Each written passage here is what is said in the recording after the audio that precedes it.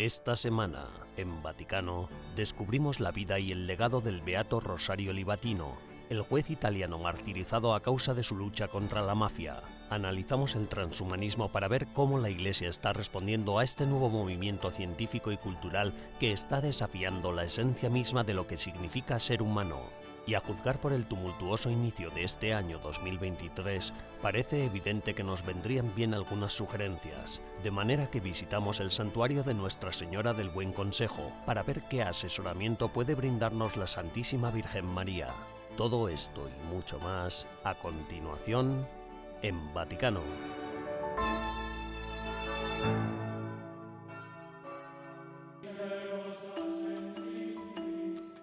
Este miércoles 22 de febrero, con la celebración de la Santa Misa por el miércoles de ceniza en la Basílica de Santa Sabina, el Papa Francisco dio inicio a la Cuaresma en Roma.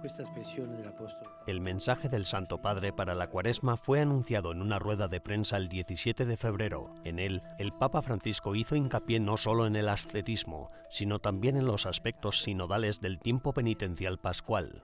Durante la presentación, el cardenal Michael Czerny, responsable del Dicasterio para la Promoción del Desarrollo Humano Integral, dijo que Francisco animaba a seguir adhiriéndose al principio de sinodalidad a pesar de las dificultades. Es como un largo ascenso, escribe el Papa. El proceso sinodal puede parecer a menudo arduo y a veces podemos desanimarnos. Sin embargo, lo que nos espera al final es sin duda algo maravilloso y sorprendente, pues nos ayudará a comprender mejor la voluntad de Dios y nuestra misión al servicio de su reino. En el mensaje de Cuaresma de este año, sin embargo, el Papa Francisco también se centra en los problemas y desafíos actuales. Estamos angustiados ante los dramáticos acontecimientos. La situación de la pandemia sigue siendo incierta. La guerra en Ucrania no parece terminar y es solo una entre decenas. El mundo entero está expuesto a la destrucción. Además, terremotos terriblemente destructivos nos recuerdan todas las catástrofes naturales de una creación que parece gritar porque gime y sufre. Una idea primitiva de la divinidad sugeriría sacrificios y penitencias para aplacar las fuerzas que nos dañan. No es esa la costumbre de los cristianos, que más bien confiesan a Cristo como luz del mundo y se orientan hacia Él.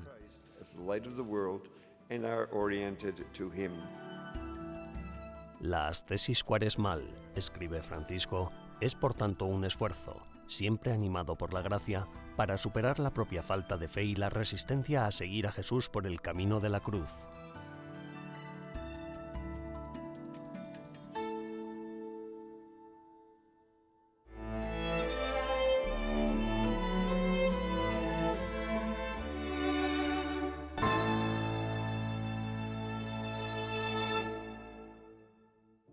Perdónaci la guerra, Signore. Perdónanos por la guerra, Señor, rezaba el Papa Francisco al condenar la violencia en Ucrania hace casi un año. Esta semana se ha cumplido el triste primer aniversario del inicio de la invasión rusa. Tanto en el plano diplomático como en el humanitario, la Santa Sede lanzó su propia ofensiva para aliviar la difícil situación del pueblo ucraniano y poner fin a la guerra. En particular, la Secretaría de Estado utilizó sus representaciones en todo el mundo para abogar por una solución pacífica al conflicto. Especially in our days when we are seeing a lot of conflicts everywhere. Especialmente en estos días en los que, empezando por la guerra en Ucrania, vemos muchos conflictos que son motivo de gran preocupación para todo el mundo, por todas partes, creo que la diplomacia es solo una manera de ayudar y promover la paz.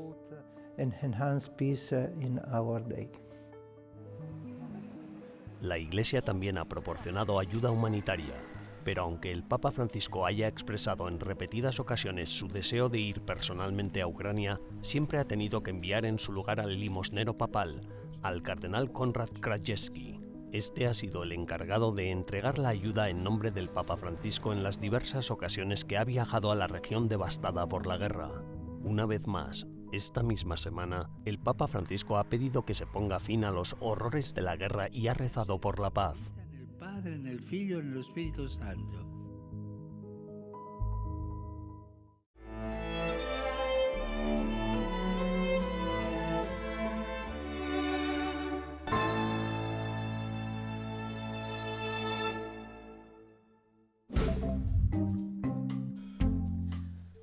Hola y bienvenidos a las novedades del Vaticano de esta semana, las noticias más relevantes del Santo Padre y del Vaticano.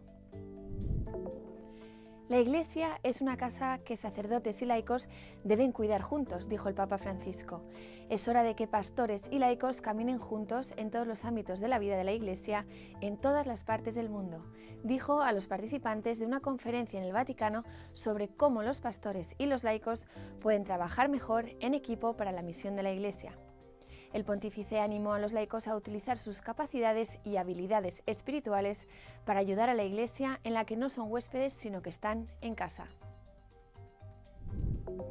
En dos conversaciones con sacerdotes jesuitas en África, el Papa Francisco dijo que cree que el ministerio del papado es para toda la vida. Las conversaciones fueron publicadas en la revista jesuita La Civiltà Católica.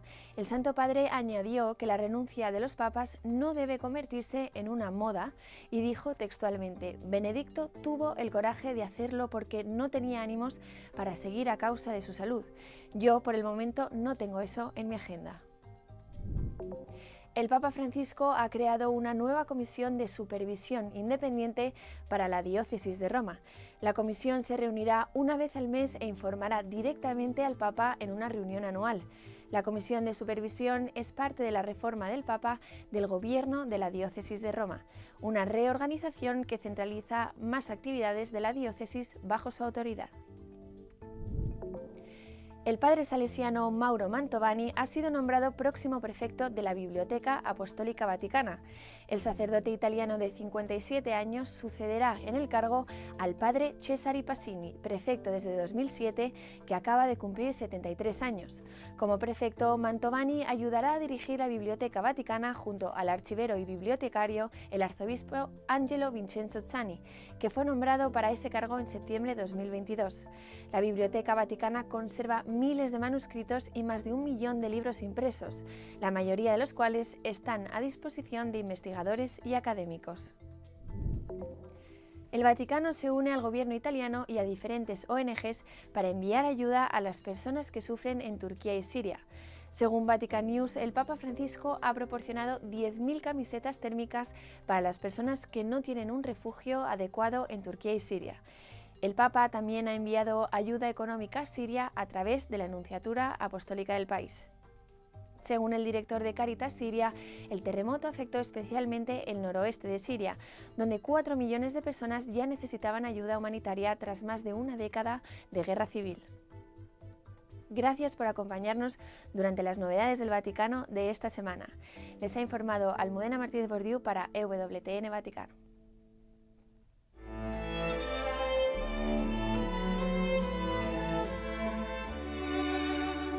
En breves instantes regresamos con más en Vaticano.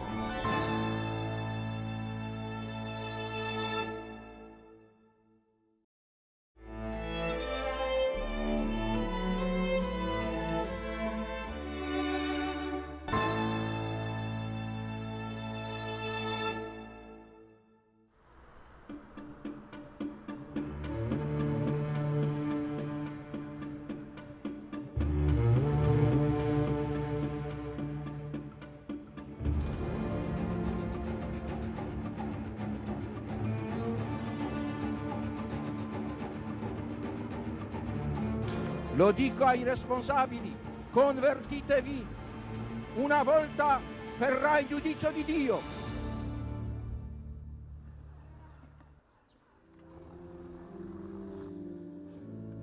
El 21 de enero de 2023, la ciudad de Roma, en la iglesia de San Salvador en Lauro, acogió con mucha emoción una peregrinación en honor del juez Rosario Angelo Livatino, mártir de la lucha contra la mafia. El evento trajo consigo una reliquia particular, la camisa empapada en sangre que el juez llevaba el día de su asesinato, que tuvo lugar el 21 de septiembre de 1990 a manos de la mafia siciliana.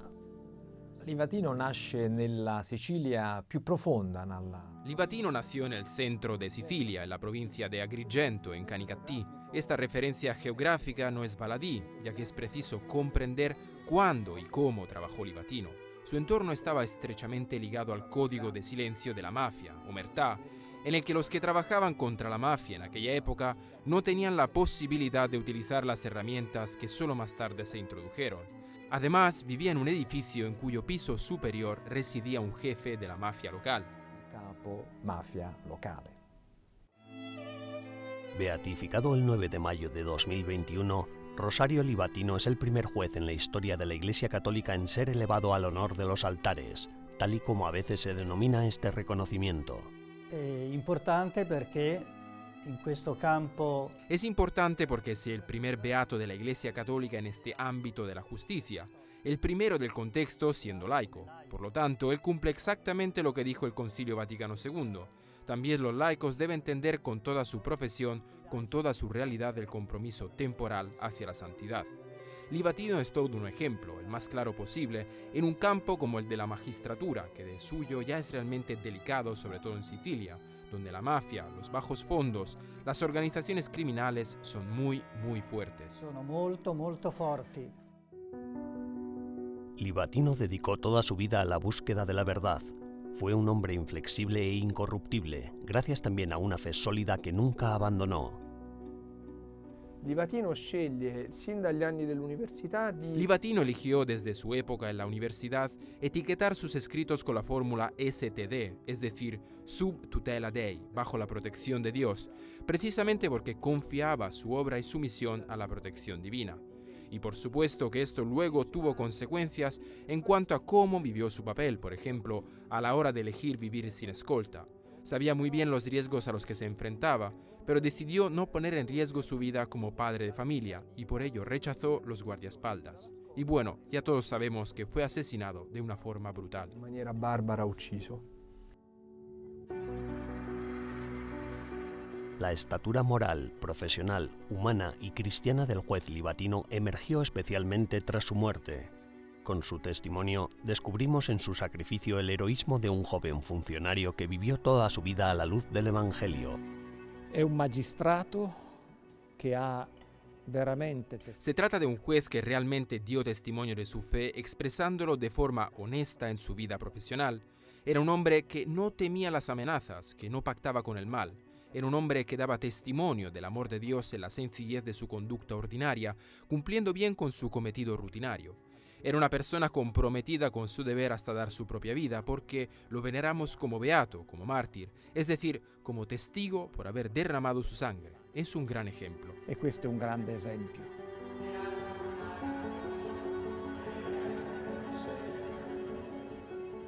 Su muerte ha inspirado y continúa inspirando la labor de tantos jueces que hoy luchan contra la prepotencia y el abuso de poder del crimen organizado.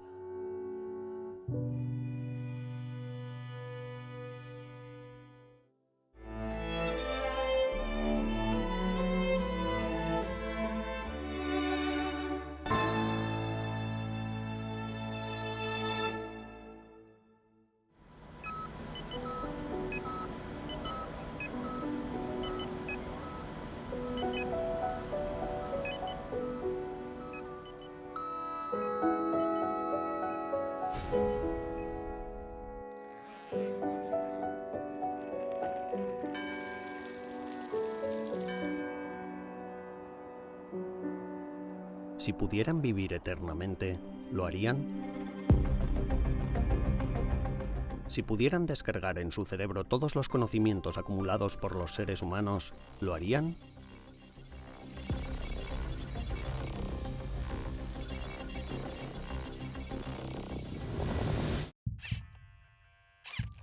Estas son algunas de las preguntas que se plantean los transhumanistas.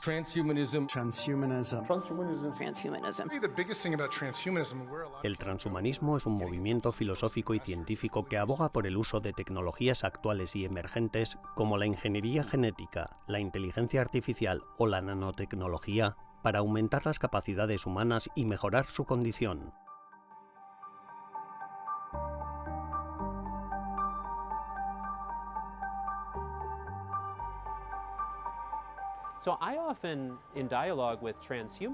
El padre Michael Bagot es profesor de la Regina Apostolorum de Roma y ha investigado sobre este asunto del transhumanismo. Hablamos con él sobre los objetivos de esta filosofía y lo que la Iglesia puede enseñarnos sobre esa búsqueda de respuestas del hombre en la tecnología cuando en realidad parecen ser preguntas y necesidades espirituales.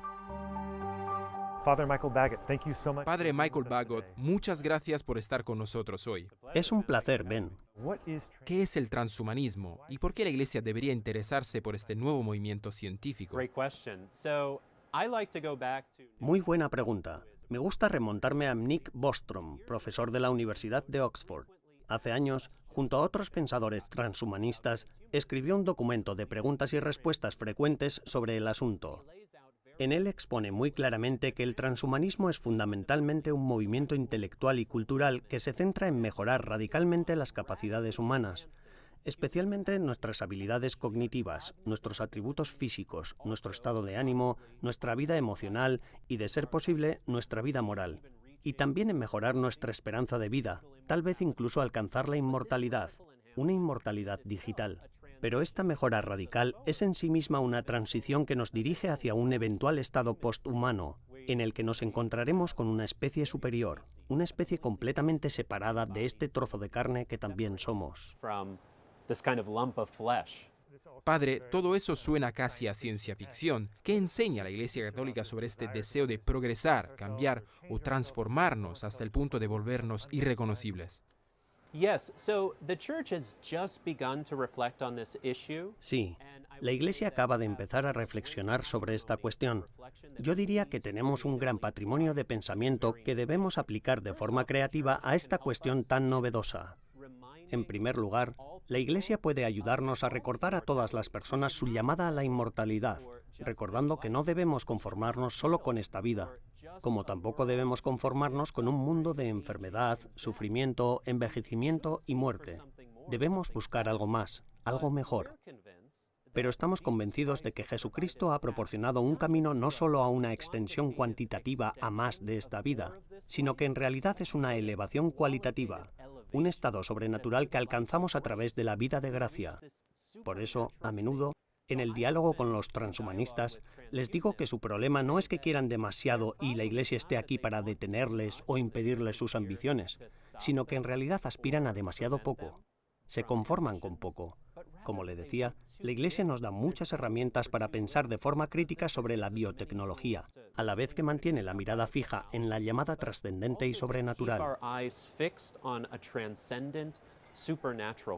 Y padre, con todas estas nuevas tendencias dentro de este campo, ¿cómo de cerca estamos de llegar a otro tipo de metas? Es una cuestión interesante. Si nos fijamos en algunos pensadores como Ray Kurzweil, que trabaja en Google como ingeniero, habla de que el año 2045 será el año de la singularidad, el año en el que el hombre y la máquina se fusionarán, lograrán la superinteligencia. Las máquinas serán capaces de replicarse a sí mismas y lograremos este gran avance que nos llevará a la vida eterna. Ahora bien, si nos fijamos en los pasos previos a lo largo del camino, parece que nos estamos quedando atrás en el plan general. Ni Kurzweil, ni Martin Rothblatt, ni otros defensores esperan que ocurra de la noche a la mañana, pues consideran que primero llegaremos a una interfaz de mayor conexión cerebro-ordenador, y por ahora solo vemos las fases iniciales de eso. Aún estamos solo al principio. Luego ya, con el tiempo, se supone que llegaremos al punto de transferir un cerebro humano a otro cuerpo o a una estructura robótica. Que yo sepa, aún no estamos listos para algo así. Además, suponemos que después llegaremos a mapear todos nuestros datos, a rastrear nuestras neuronas, nuestros recuerdos, nuestras experiencias, nuestros deseos, nuestras intenciones, que podremos obtener todos esos datos, extraerlos de algún modo, se podría decir que a descargarlos, y después transferirlos a un archivo personal. Quizá incluso con el tiempo descargarlos a la red, a todo el sistema, en cuyo caso no estaríamos atados a nadie ni a ninguna estructura. Todo esto para decir que en realidad estamos en las etapas iniciales de lo que se ha prometido. De hecho, yo no espero ansioso esa inmortalidad digital.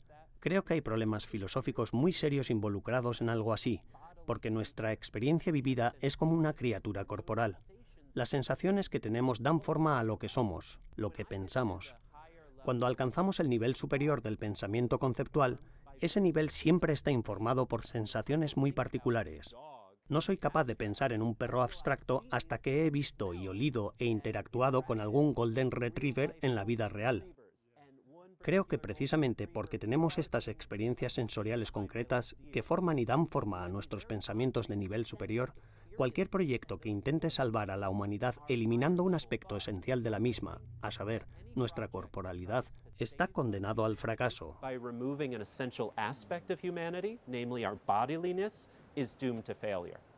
Desde luego todo es fascinante. Muchas gracias, Padre Michael. Un placer.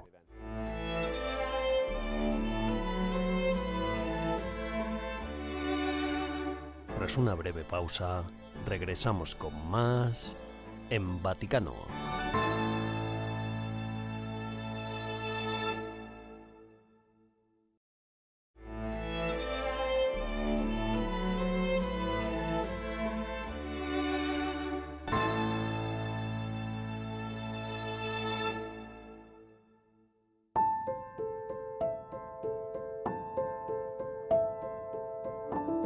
Desde el instante en que la bienaventurada Virgen María aceptó el plan eterno de Dios y el misterio del Verbo encarnado, mereció también ser llamada Madre del Buen Consejo. Decreto ex quo Beatissima Vergine, 22 de abril de 1903, por el que el Papa León XIII hizo añadir a las letanías de Loreto la invocación Mater Boni Consilii, ora pro nobis. Nuestra Señora del Buen Consejo es un título dado a la bienaventurada Virgen María que a menudo hace referencia al episodio de las bodas de Caná, durante el cual María pronuncia las últimas palabras que le atribuyen los evangelios. Haced lo que Él os diga, el más excelente de los consejos. Creo que todo el mundo necesita ser aconsejado. ¿Y quién puede dar mejor consejo que una madre? La Virgen del Buen Consejo, la Madonna del Buon Consiglio, es también el título dado a la Virgen María después de que en el siglo XIII se encontrara en una iglesia agustiniana de la ciudad de Genazzano, a unos 50 kilómetros al sureste de Roma, una pintura que se dice milagrosa.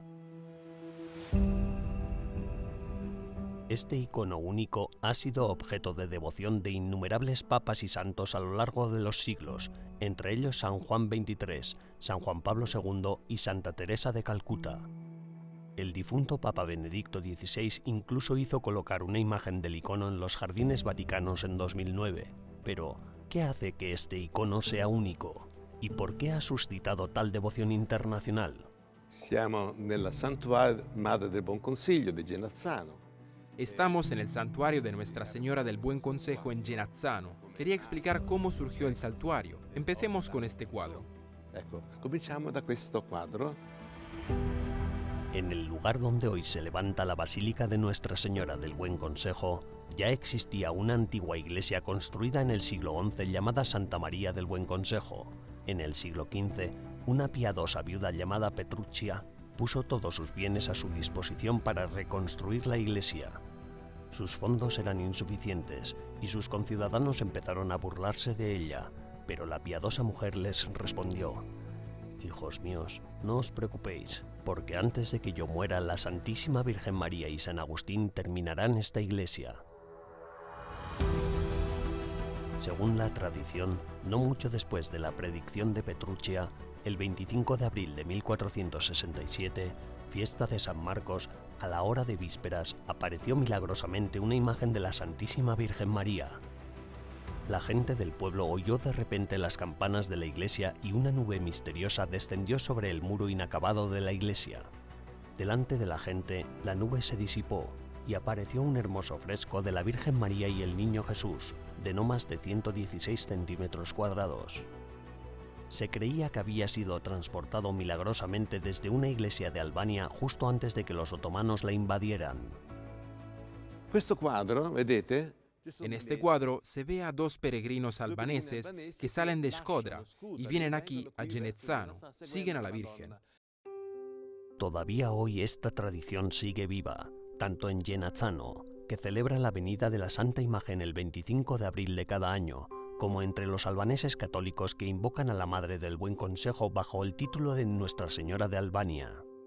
La población quedó atónita no solo por el extraordinario acontecimiento, sino también y sobre todo por los innumerables milagros que se produjeron tras la aparición de la imagen de Nuestra Señora del Buen Consejo. Aquí, en Genazzano, el códice de un padre que actuaba de notario registró hasta 162 milagros. Los milagros ocurrieron entre abril y agosto. Las gracias y milagros recibidos por los ciudadanos de Genazzano eran registrados por un notario y luego se transcribían a unos registros especiales para su conservación. Solo entre el 27 de abril y el 14 de agosto de 1467 se registraron 161 milagros. Ya hemos llegado, hemos entrado en la capilla, que es el corazón del santuario. El manto azul de la Virgen María representa la humanidad, mientras que el vestido rojo del niño representa la divinidad de Cristo. La representación de la madre muestra rasgos de la tradición clásica, mientras que el rostro del hijo presenta rasgos bizantinos, expresando así un abrazo entre Occidente y Oriente, todo ello sellado por los colores del arco iris de la paz. Muchos papas vinieron aquí a pedir asesoramiento a Nuestra Señora del Buen Consejo. El Papa Urbano VIII pidió que cesara la peste en Roma. El Papa Pío IX vino a pedir ayuda a la Virgen para el Concilio Vaticano I. El Papa Juan XXIII vino a pedir ayuda para el Concilio Vaticano II. Y ahí arriba tenemos a San Juan Pablo II, que vino a traer una copia de la imagen para enviarla a Albania con el fin de consagrar Albania a Nuestra Señora del Buen Consejo. In Albania e ha consacrato l'Albania alla Madre del Buon Consiglio.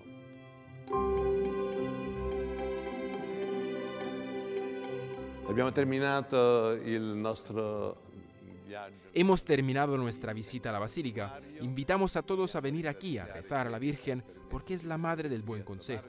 Todos necesitamos un buen consejo, sobre todo cuando viene de una madre. En el próximo episodio seguiremos examinando la historia y la devoción a Nuestra Señora del Buen Consejo y visitaremos otro santuario que lleva el mismo nombre.